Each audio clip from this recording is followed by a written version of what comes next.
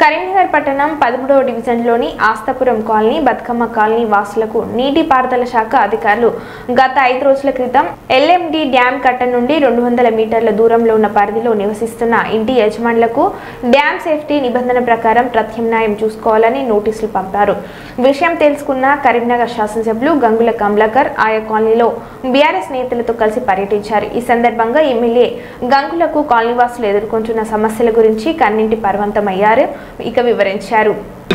మేము పోరాటం చేస్తే అవసరం ఉంటే రాష్ట్రంలో ఉన్న కేటీఆర్ను రాష్ట్రంలో కేసీఆర్ను మా బీఆర్ఎస్ మొత్తం అచ్చిక్కడ కూర్చుంటాం. రైట్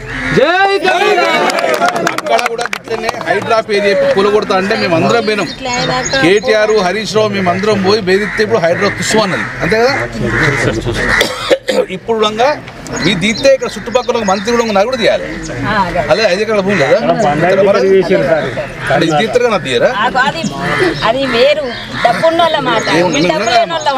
మీరు మంచిగా ఇళ్ళకి వెళ్ళిపోయి నీ ప్రశ్న మాట్లాడతారు. అక్కడ రామనగర్ పద్మనగర్ చౌరస్ దాకా ఒక్క ఇల్లు ఇటుక వెళ్ళినా నేను అత్తపడానంటే నిద్రవరకు మంచిగా వాడు అత్తగంటే మెత్తగా నిద్రవరకు మంచిగా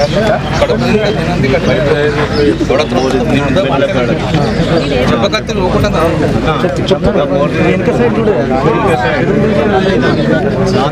కాకుండా 30 ఏళ్ళు బతుకుతురమ్మా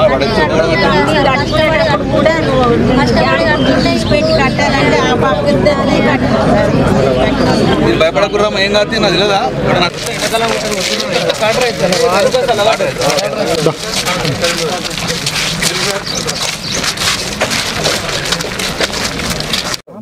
పత్రికా సోదరులకు నమస్కారం. కాళ్ళు రాండి కాళ్ళు.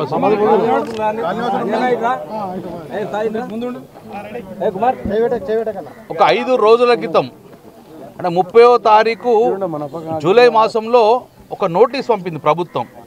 గవర్నమెంట్ ఆఫ్ తెలంగాణ అంటే హైదరాబాద్ రాష్ట్రంలో తుక్కు కూలగొట్టినాం, ఇక మీ కరీంనగర్ కూడా వస్తున్నాం, మేము కూడా కూలగొడతాం, మా పేరు హైడ్రా అని బెదిరించే విధంగా ఒక నోటీస్ ఇచ్చారు.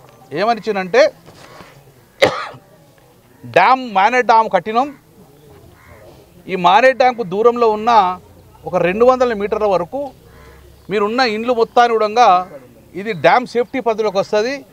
కాబట్టి ఈ ఇంట్లో ఉన్న ఇళ్ళన్నీ కూడా కట్టడాలను తొలగించి ఏర్పాట్లు మీరు చేసుకోవాలి, లేకపోతే అడ్డత్తే జైలుకు పంపుతాం, లేకపోతే మొత్తం మేము కూలగొడతాం అని చెప్పేసి వీళ్ళకు నోటీసులు ఇచ్చిండ్రు.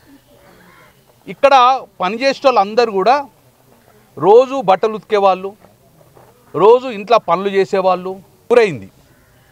సో ముంపు గురైనంత వాళ్ళందరికీ ఇల్లు కట్టిస్తా అని చెప్పేసి ప్రభుత్వము ఈ పక్కకే జీవో ఇచ్చేసి దగ్గర జీవో నెంబర్ 32 ఇచ్చి వాళ్ళందరూ కూడా ఇల్లు కూడా కట్టియడం జరిగింది.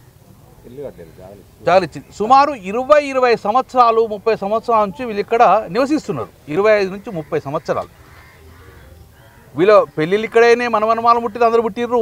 ఇప్పుడు డ్యామ్కు సేఫ్టీకి ఏమొచ్చింది, డ్యామ్కు ఉన్న అభద్రత ఏమొచ్చింది. ఈరోజు నోటీస్ ఇచ్చారు డ్యామ్కు అభద్రత కలుగుతుంది, డ్యామ్ సేఫ్టీ ఉంది. 30 సంవత్సరాలు ఇక్కడ వీళ్ళు బతుకుతుర్రు, డ్యామ్కు ఎలాంటి అభద్రత లేకుండా ఉన్నది.